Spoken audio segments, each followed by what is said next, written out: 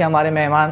شفیق قریشی صاحب جو کہ مرشد ہسپتال کے fund rising and admin secretary ہیں۔ السلام علیکم ورحمۃ اللہ وبرکاتہ۔ تھینک یو ویری مچ کہ آپ نے ہمیں موقع دیا یہاں آنے کا، اور بہت خوشی ہوتی ہے کہ جب ہمارے مشن کو، ہمارے ویژن کو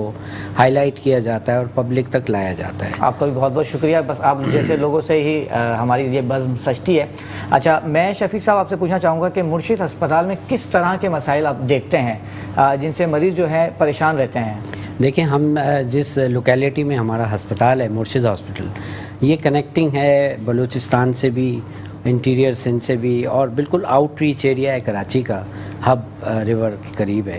اور اس میں بہت ہی دکھی انسانیت ہے، بہت مسائل کا شکار لوگ جو ہے وہ آتے ہیں، ان افورڈنگ پیشنٹس ہیں جن کے پاس کھانے کا دور کی بات ہے، ایک پیناڈول خریدنے کے پیسے نہیں ہوتے، بالکل ایسے ہی ہے، اور کئی تو ہم نے ایسے دیکھے ہیں کہ جو بیچارے چپل بھی پہن کے نہیں آتے۔ اللہ، تو اس طرح کے مسائل ہیں ان کے،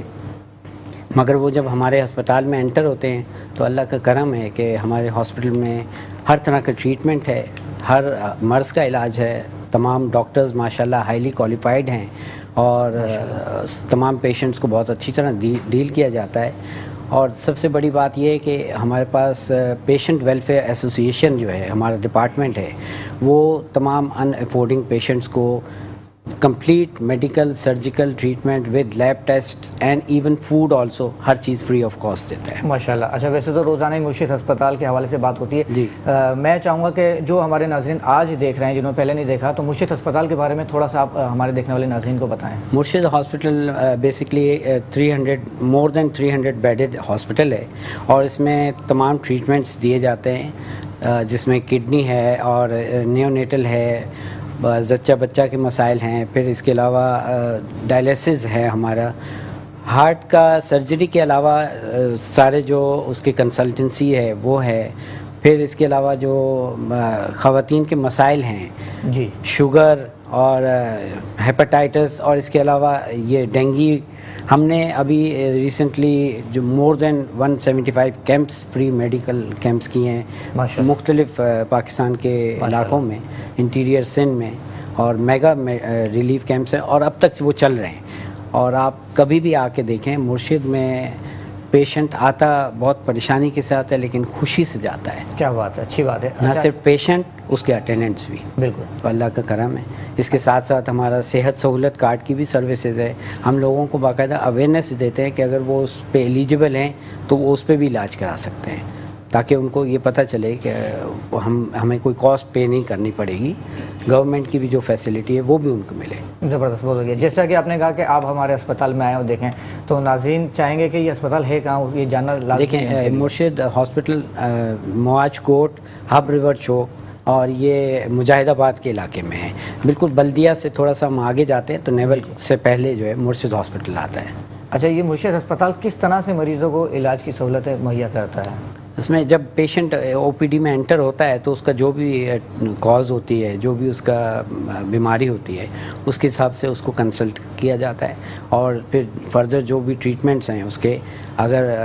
بیسک انیشیل ٹریٹمنٹ کے بعد اس کو فارغ کر دیا جاتا ہے، اگر اس کا ایلمنٹ لمبا ہے تو اس کو باقاعدہ پھر کنسلٹنسی کے بعد اس کو ایڈمٹ کیا جاتا ہے، اس کی اگر سرجیکل ٹریٹمنٹس ہے تو سرجیکل ہوتی ہے، میڈیکل ٹریٹمنٹ ہے تو میڈیکل ہو کے پھر اس کو فارغ کیا جاتا ہے۔ زبردست، آج کے دور میں بہت زبردست کام کر رہا ہے مرشد ہسپتال۔ شفیق صاحب، میں چاہوں گا کہ آپ اپنا جواب وہیں سے کنٹینیو کریں۔ جی، سوال یہ تھا کہ ان مریضوں کے لیے ہم کیا فیسلٹیز کرتے ہیں، تو میں نے یہ کہا تھا کہ مرشد ہسپتال ایک ان کے لیے بہت بڑی سورس ہے اس علاقے میں